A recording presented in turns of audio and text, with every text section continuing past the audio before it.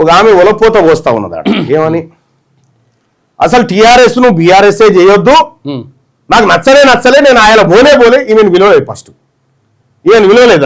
తెలంగాణ జాగృతి భారత జాగృతి ఎందుకైంది? తెలంగాణ కేసీఆర్ గారు డిసెంబర్ 22 తారీఖు డిసెంబర్ 15 ఒక్క నిమిషం ఇది క్లోజ్ చేయమా.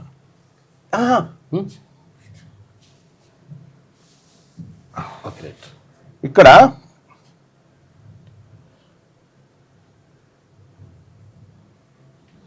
ఇగో కవితాస్ తెలంగాణ జాగృతి బికమ్స్ భారత జాగృతి టు గో నేషనల్ వైడ్ గా పోతానికి వాళ్ళయ్యా ఏది తెలంగాణ రాష్ట్ర సమితిని ఏ రోజైతే భారత రాష్ట్ర సమితిగా మార్చిండో చెల్లె అంటే తన దుకాణాన్ని తెలంగాణ జాగృతి నుంచి తన పేరులో తెలంగాణ ఉడబీకేసి భారత్ అని జోడించింది. చూసుకో ఆ రోజు డెక్కన్ క్రానికల్లో వచ్చినట్టు వ్యతిరేకించిన చెప్తున్నది. మళ్ళా నేను డిసెంబర్ 14 పత్రిక వచ్చింది, ఈమె వ్యతిరేకించిన అని చెప్తా ఉంది. వ్యతిరేకించిన ఆమె ఈ స్టేట్మెంట్ ఎట్లా చేసింది? నీ జాగృతి ఏమని భారత జాగృతి ఎడికెళ్ళైంది?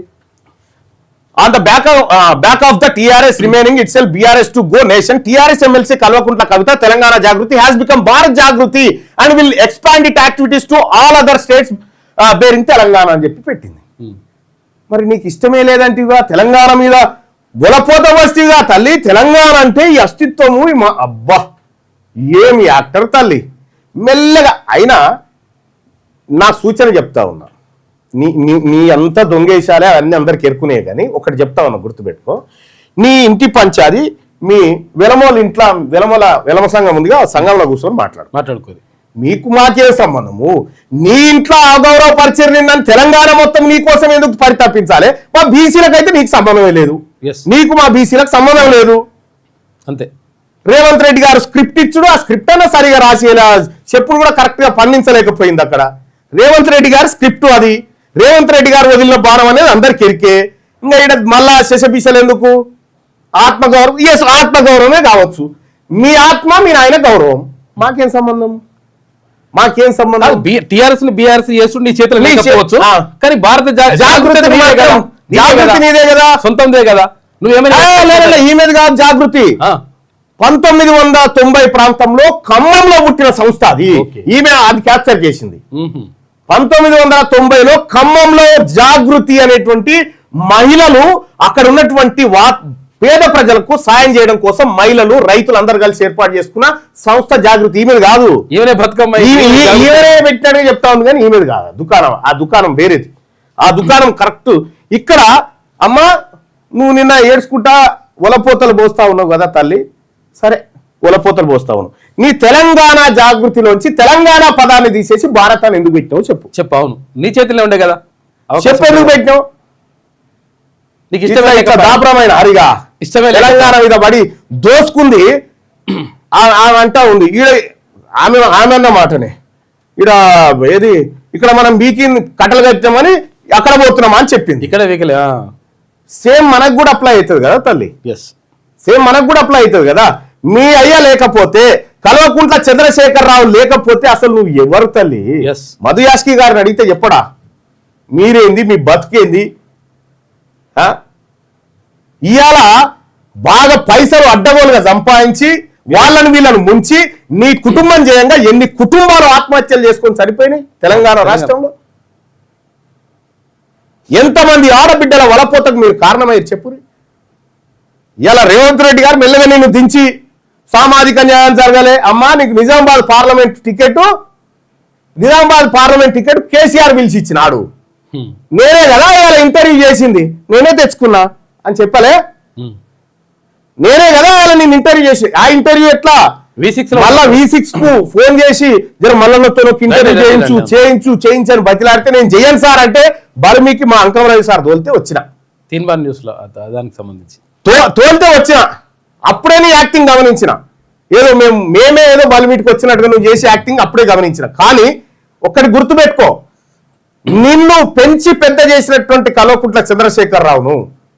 ఆయన తీవ్ర మనోవేదనకు అసలు గురైతుంది నీ వల్లనే. ఇలా బీఆర్ఎస్ పార్టీని నాశనం చేయాలని రేవంత్ రెడ్డితో జతగట్టి రేవంత్ రెడ్డి బాణం లాగా నువ్వు బయటకు వచ్చి చేస్తావు కదా దుకాణం. ఇలా అందుకే పత్రికలలో అన్నిట్లో ఎందుకు టాప్ వచ్చింది అనుకుంటున్నావు? ఈమెది రేవంత్ రెడ్డి రాపిచ్చిండు, రేవంత్ రెడ్డి కారణంగానే వచ్చింది. బీసీల గింత అన్యాయం జరిగితే ఒక్క పత్రికోడన్న ఒక వార్త వేసినావు చూడు, ఫ్రంట్ పేజీలో ఒక్కడన్నా ఒక వార్త వేసినావు చూడు. ఈ అగ్రకులాలకు సంబంధించినటువంటి వార్త. ఇప్పుడు ఈమెను ఏం చేయాలి సార్? మేమంతా ఏమన్నా ఉపాసం ఉందన్నా, దీక్ష చేయన్నా ఈ ఆత్మగౌరవం కోసం? మాకేం సంబంధం అమ్మా? మాకేం సంబంధము? ఇంటి పంచాయతీ తీసుకొచ్చి మొత్తం మీ ఇంటి పంచాయతీ తెచ్చి మీకు పైసలు ఎక్కువ మీరు కొట్లాడుకొని మీరు కీసులాట వారి ఇదేదో రాష్ట్రాన్ని నీకేం సంబంధము? నీ కథ ఏంది? 20 లక్షల వాచ్ ఎక్కడి నుంచి? అయ్యో బాగున్నావు, నేను కొనుక్కున్నా, పైసలుంటే కొనుక్కో, వ్యాపారం చేసుకోవచ్చండి. వా ఏమి ఇవన్నీ ఉన్నాయి, మీ దుకాణాలు అన్నీ ఉన్నాయి. రాసి పెట్టుకో కవితమ్మ, నువ్వు ఈ రాష్ట్రంలో ఏడ నిలబడ్డా తెలంగాణ రాజ్యాధికార పార్టీ కార్యకర్త చేతిలో చిత్తుగా ఓడిస్తాం బీసీలం. నిన్ను చూడు మెల్లగా దిగిన ఇట్లా రేవంత్ రెడ్డి దించిండని. ఆ స్క్రిప్ట్ అన్నా సరిగా రాసి ఇవ్వచ్చు కదా. ఆ స్క్రిప్ట్ కూడా సరిగా రాసి పండలే, ఆడ వండలేదని పత్రికలలో మర్చిపించారు. పత్రికలలో బ్యానర్ వార్తలు సపరేట్ ఎడ్డింగులు పెట్టి మళ్ళా ఏంటంటే మండల వార్తలు మీరు మాట్లాడి తీసిండ్రా ఏంటంటే పేపర్లలో రావవి. ఎందుకంటే మేము మెజారిటీ ప్రజల బీసీల వార్తలు రాయనటువంటి ఈ దద్దమ్మ పత్రికలు ఈమె వలపోతలు రాసుకొచ్చినాయి. ఓ పంజేరి పత్రికా యాజమాన్యాలు ఎవరైతే పోయి ఉన్నారో కవిత ఇంటికాడ కూర్చొని ఇట్లా కప్పుకొని ఏడ్చుకుంటూ కూర్చోరు. ఏం జరిగిందో టీవీ ఛానల్లో కూడా ఉండాలి. మండలి ఏమన్నా వేసిర్రా? మా జాతులకు పట్టబగటీలి అన్యాయం జరిగితే మీకు వార్త కాదా? మా జాతులకు అన్యాయం జరిగితే మీకు వార్త కాదు? ఆమె ఏడ్చిందట. ఏడితే మాకేంది, ఏట్లా కొట్టుకోపోతే మాకెందుకయా? మా మీద తెచ్చి రుత్తా ఉన్నారు ఆ పత్రికల వార్త. పంచాయతీ మొత్తం తెలంగాణ పంచాయతీ అయింది. ఓ పనిచేయరు మీరందరు ఈ పత్రికల ఓనాలు ఉన్నారు, అగ్రకులాలు మీరు కూడా పోయి కూర్చొని పోయి ఆడ కూర్చొని ఓదార్పు యాత్రకు పెట్టుకోరు. ఒకటి ఎవరింటి పంచాయతీ, ఎవరి కథ? మా ఇంటి పంచాయతీ, మా కడుపు కోత, మా విద్యార్థుల భోజనం ఎత్తుకపోయారు, మా ఆడబిడ్డల కళ్యాణ లక్ష్మి దొంగతనం చేసిరు. ఇవిటి వార్తలు ఎవర్రా అంటే ఇవి వార్తలు కావట, అవి వార్తనట. ఆమె ఏడిస్తే వార్తనట. ఇవి పత్రికల. ఈ పత్రికల గురించి మీరు ఏం చెప్తారు బాయ్ సాబ్? లైవ్ చూస్తున్నా మిత్రులారా.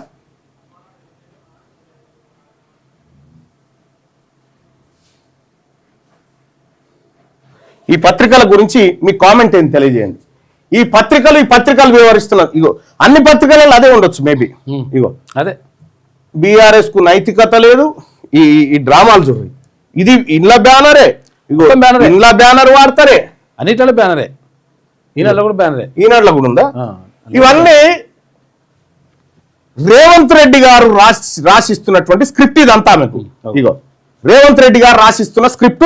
రేవంత్ రెడ్డే పైసలు కడతా ఉండు పత్రికలకు ఆమె వార్తలు వేయాలని. ఎందుకు? టీఆర్ఎస్ ను ఖతం చేయాలని. అమ్మా నేను చెప్తా ఉన్నా కల్వకుంట్ల కవిత గారు, నేను ఛాలెంజ్ చేస్తా ఉన్నా. మొన్న 3 మంత్రులు ప్రమాణ స్వీకారం చేశారు కదా.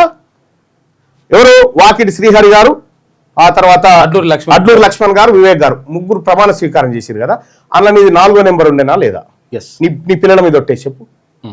నువ్వు ఆ రోజే కాంగ్రెస్ పార్టీతో ములాఖాత్ అయి మంత్రి పదవులు తీసుకోవడానికి పోతే కదా నువ్వు నిలబెట్టిరు అన్నకేని. నువ్వేదో ఆత్మగౌరవ పంచాయతీ ఏంది? మోసం జరుగుతుందని నిలబెట్టిరు వాళ్ళు.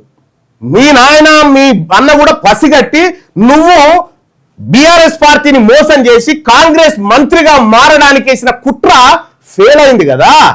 ఆ రోజు 4వ నెంబర్ నీది ఉండేనా లేదా? నువ్వు చెప్పిగా. ఇప్పుడు నిన్న పిల్లల మీద ఒట్టేసి చెప్పినావు కదా, ఈ మాట చెప్పిగా. ఇదే మాట చెప్పు. నువ్వు ఏఐసిసిలో ఉన్నటువంటి ఒక కీలక నాయకునితో టచ్ లో ఉన్నావా లేదా? నీ పిల్లల మీద ఒట్టేసి చెప్పింది ఎందుకు చెప్తావా? మా ఈ డ్రామా ఎవరి కోసం? బీసీ ప్రజలారా, మళ్ళా అయ్యది అయిపోయింది, ఇక ఈమె బయలుదేరింది. జాగ్రత్త. వీళ్ళకి అలవ ఇచ్చినా పాపమే. మనం ఈ 78 సంవత్సరాల మన రక్తం దాగిన జాతులు వీళ్ళంతా. ఎవరికే సానుభూతి లేదు. మన ఆత్మగౌరవం మనకు ఉండాల్సిందే బీసీలారా. ఇలా ఈ బీసీ ఉద్యమాన్ని పక్కదారి పట్టించాలని రేవంత్ రెడ్డి ఈమెను బాణం లాగా వదిలితే పాపం ఆమె బీసీలలో యాక్సెప్టెన్సీ లేదు. అవి వెలమ దొరసాని వెలమ భవనంలో కూర్చొని మీ పంచాయతీ ఉంటే మాట్లాడుకొని చూసుకోపోరి. ఆ లెక్కలు గిక్కలు ఏమున్నాయి ఆడ చూసుకో. కుల సంఘాలలో మీ కులం ఎంతమంది రమ్మా? తెలంగాణ రాష్ట్రంలో వెలమోళ్ళు ఉన్నదే 1,02,000 మంది. 1,02,000 మంది. మా బాలసంతోలు ఉన్నంత మంది లేరు. మీరు మా గంగెడ్ల గుడిసెలు ఉన్నాయని లేవు మీ ఇండ్లు. కాబట్టి ఆడ కూర్చొని మాట్లాడుకొని పెద్ద ఈ తెలంగాణ కొంపలు అంటుకునేది ఏం కాదు. ఇది మీ ఇంటి పంచాయతీ తల్లి. ఈ ఇంటి పంచాయతీని నువ్వు పత్రికల ద్వారా రేవంత్ రెడ్డి గారి ద్వారా రాష్ట్ర వ్యాప్తం చేస్తా అనుకుంటున్నావు. నీ పప్పులే ముడికైడా, నీ పప్పులు రేవంత్ రెడ్డి పప్పులే ముడికై. తెలంగాణ రాష్ట్రంలో 2028లో వచ్చేది అది మా ప్రభుత్వమే, మా బీసీల ప్రభుత్వమే. మీ డ్రామాలు, మీ కథ అంత అప్పుడు తేలుస్తాం.